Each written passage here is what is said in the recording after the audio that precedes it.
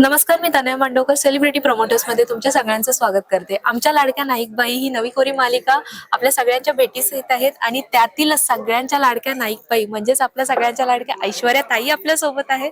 तर चला आपण त्यांच्याकडूनच जाणून घेऊया त्यांचा प्रवास. सगळ्यात पहिले कशा आहात ताई? मी मस्त एकदम छान. आणि नवीन काहीतरी घेऊन येत आहे, काय सांगाल त्याबद्दल? आमच्या लाडक्या नाईकबाई येस. ही मालिका स्टार प्रवाहावर तुम्हाला दिसणार आहे. आणि शारदा नाईक हे कॅरेक्टर आहे. शारदा नाईक ह्या आमच्या नाईकबाई आहेत आणि त्या अशा खूप छान गोड, सगळ्या विद्यार्थ्यांना सगळं समजावून सांगणाऱ्या, त्यांच्या फक्त विद्यार्थी आणि शिक्षिका हेच नातं नाही तर त्या पुढे जाऊन एका आईच्या नात्याने त्यांची काळजी घेणाऱ्या, त्यांना शिकवणाऱ्या, त्यांच्यावर संस्कार करणाऱ्या आणि घरातही सगळ्या पातळीवर सगळ्यांची जितकं होईल तितकं समजून घेऊन त्यांच्या त्यांच्या परीने वागणाऱ्या अशा या शारदा नाईक आहेत. सगळ्यांना असं इन शॉर्ट जोडून ठेवलेलं. हो. येस, थांबा मी पकड. बरं, आजही जे आहेत काही जणांचे असे विचार असतात, सॉरी, आजही काही जणांचे असे विचार आहेत की स्त्रीला हे नेहमी दुय्यम स्थान दिलं जातं कोणत्याही क्षेत्रात असू दे, दो ती जॉब करू दे किंवा कोणताही बिझनेस असू दे, तरी एक बोलतो ना काही जणांचे असे विचार असतात दुय्यम स्थान दिलं जातं, त्यावरती काय सांगाल? मला असं वाटतं की स्त्रिया त्याला रिॲक्ट होत आहेत. आता परिस्थिती बदलायला सुरुवात झाली. म्हणजे मी असं नाही म्हणणार की 100% बदलले किंवा असं नाहीच आहे. आणि आपण मला तेच वाटतं की संस्कार करणंच गरजेचं आहे या अशा सिच्युएशन मध्ये, तर पिढ्या संस्कारित होतील आणि एका पिढीतून दुसऱ्या पिढीकडे वेगळे विचार पोहोचतील.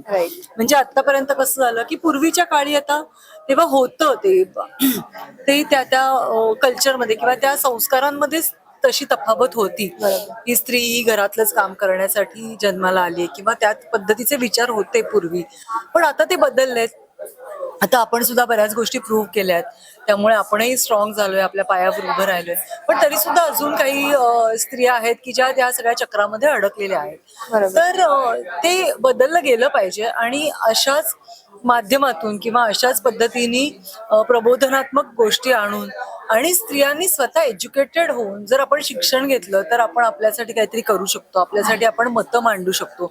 तर या सगळ्या बाजूनी एकत्रितपणे जो परिणाम होईल तो मग स्त्री मुक्त होण्यात किंवा तिला एक वेगळं स्थान मिळण्यात, रिस्पेक्ट मिळण्यात आहे. पण याची सुरुवात बेसिकली संस्कारांनी, छोट्या मुलांवर आत्ताच संस्कार केले पाहिजेत की आपण एका स्त्रीला कसं महत्व दिलं पाहिजे, तिला मान दिला पाहिजे. कुठलीही जगातली मुलगी असेल, कुठलीही स्त्री असेल, तिला मानाने वागवलं गेलं पाहिजे. ह्या गोष्टी संस्कारातनं आल्या तरच त्याचा कुठेतरी पूर्णपणे बदल होईल. आणि जेव्हा तुम्ही या क्षेत्रात पाय टाकलात तर मगाशीच आम्ही बघितलं की सगळ्यात मोलाचा वाटा किंवा सगळ्यात मोठा सपोर्ट हा तुमचे जे शिक्षक होत्या त्यांचा होता. मग घरातून सगळ्यात जास्त सपोर्ट कोणाचा होता तुम्हाला? घरात आई बाबांनी दोघांनीही सपोर्ट केला. म्हणजे माझी आई तर मला आठवतंय एकतर आमच्यापैकी कोणीच या क्षेत्रातलं नव्हतं. बरोबर.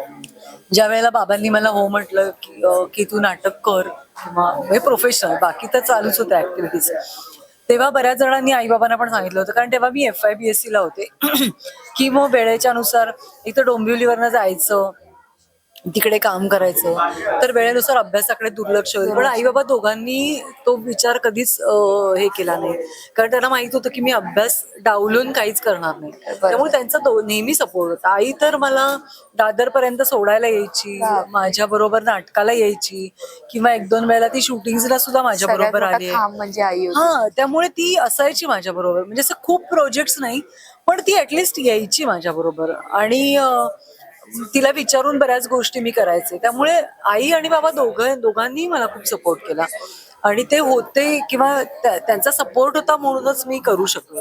अदरवाईज त्यांनी नाही सांगितलं असतं तर माझी अम्बिशन नव्हती किंवा मला असं काय म्हणून ध्येय नव्हतं मला की मला ऍक्ट्रेसच व्हायचंय. मी सोडलं असं, मी दुसरं काहीतरी केलं असतं. पण त्यांनी सपोर्ट केला. आईला खूप आवड होती, त्यामुळे मला वाटतं मी आले आणि मी करू होता तुमचा.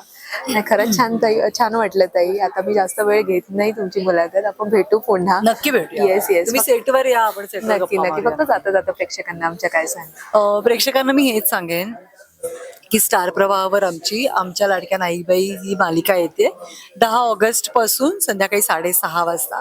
आणि ह्या नाईकबाई आहेत त्या तुमच्या आजूबाजूला तुम्हाला डेफिनेटली दिसतील. तुम्ही सिरियल बघाल तेव्हा तुम्हाला अंदाज येईल की काय पद्धतीत हा शो आहे. आणि नुसतंच एंटरटेनमेंट नाही तर कुठल्या तरी माध्यमातून समाज प्रबोधन करण्याचाही भाग या शो मध्ये आहे. तर त्या दृष्टीने ही मालिका जर तुम्ही बघितली तर तुम्हाला कळेल की तुमच्या आजूबाजूला सुद्धा अशा शारदा नाईक बऱ्याच आहेत. तर त्यांच्या आयुष्यात छान वाटेल असे क्षण तुमच्या माध्यमातून त्यांच्यापर्यंत येऊ देत. आणि त्यासाठी तुम्हाला ही मालिका बघायला लागेल. तर बघत राहा सोमवार ते शुक्रवार संध्याकाळी 6:30 वाजता फक्त स्टार प्रवाहावर.